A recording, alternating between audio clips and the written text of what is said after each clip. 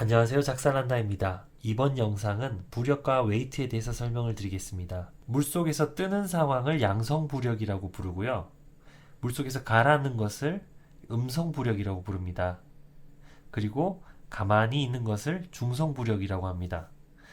스피어피싱, 프리다이빙, 스쿠버 다이빙 같은 잠수를 하는 스포츠를 하신다면 중성부력으로 만들어서 물속에서 내려가거나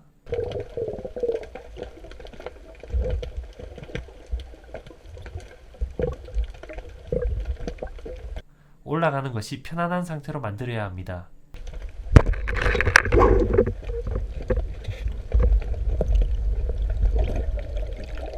사람의 몸은 기본적으로 양성부력을 가지고 있는데 수트를 입고 물속에 들어간다면 수트가 가지고 있는 양성부력 때문에 더욱 물속에서 몸이 뜰 겁니다.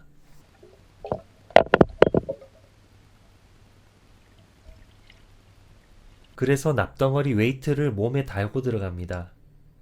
웨이트를 얼마나 들고 가야 할지에 대한 질문을 많이 받았습니다. 저는 몸무게 90kg에 5.5mm 수트, 웨이트는 10kg 정도를 들고 갑니다. 이게 제 웨이트고요. 이거는 허리에 차고, 이거는 하네스인데 등에 차고 들어갑니다.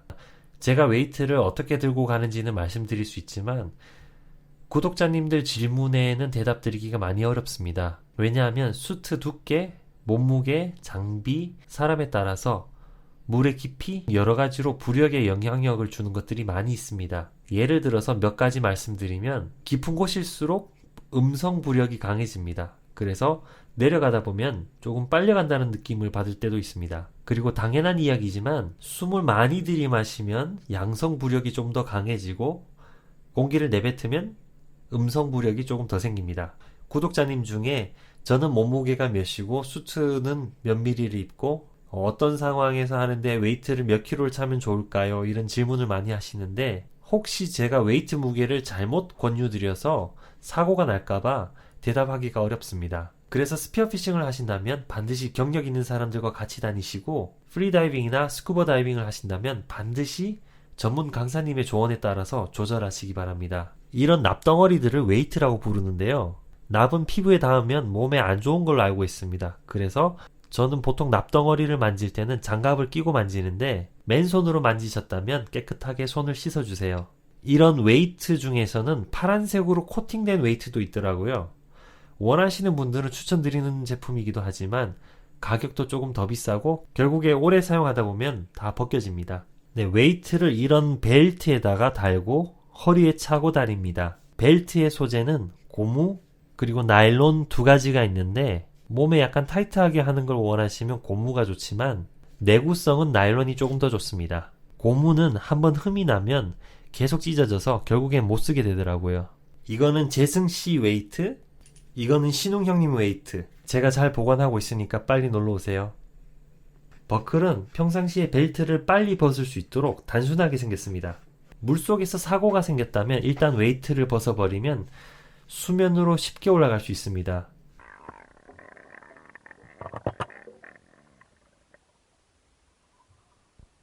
지금까지 저는 딱 한 번 버클을 풀고 탈출한 경험이 있는데요. 2018년도 크리코브에서 혼자 다이빙을 하다가 드러머 한국말로는 긴꼬리 뱅에돔? 드러머를 명중시켰는데 드러머가 굴 속으로 숨어버렸습니다. 굴 속에 있는 드러머를 꺼내려고 다이빙을 하다가 숨을 한 번 더 쉬고 와야지 하면서 몸을 뒤로 빼는 과정 중에 수경 위에 달린 고프로가 굴 천장에 걸리면서 수경 속으로 물이 들어왔습니다. 그래서 눈을 뜰 수가 없었습니다. 보이진 않아도 수면 위까지만 올라가면 되니까 뭐 큰 문제는 아니야 라고 대수롭지 않게 생각했었는데 이제 굴에서 나와서 수면으로 올라가려고 했는데 모노라인이 웨이트에 걸려서 올라갈 수가 없었습니다. 볼 수가 있으면 천천히라도 모노라인을 풀고 탈출하면 되는데 눈을 뜰 수 없는 상황에서 걸려버리니까 깜짝 놀랐습니다. 속으로 침착하자 하면서 일단 벨트를 풀었는데 다행히 수면으로 나올 수 있었습니다. 물속에서 당황했을 때는 아주 오랫동안 물속에 있었는 줄 알았는데 나중에 고프로 영상을 확인해 보니까 15초 정도뿐이었습니다. 당황을 하면 확실히 공기 손실이 많아집니다. 이런 사고에 대비해서 쉽게 벨트를 풀고 탈출할 수 있도록 버클은 있지만 남은 벨트 줄을 고정시키는 장치는 없습니다. 급할 때 버클을 풀 수도 있고 아니면 벨트로 이렇게 탈출할 수 있습니다.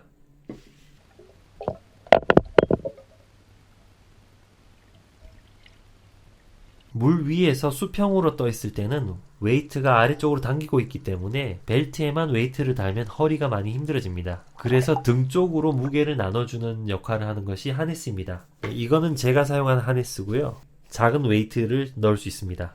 그래서 등 쪽으로 무게를 분산시켜 주기 때문에 특히 덕다이빙 할 때 무게가 앞쪽으로 쏠려서 더 편안하게 잠수할 수 있습니다. 지금까지 웨이트와 벨트 그리고 하네스에 대해서 설명드렸습니다. 다이빙을 시작하시는 분이라면 제 영상은 참고만 하시고 경력이 많은 스피어피싱 버디라든지 또는 전문적인 프리다이빙 또는 스쿠버 다이빙 강사님들께 문의하시고 다이빙 하시기 바랍니다.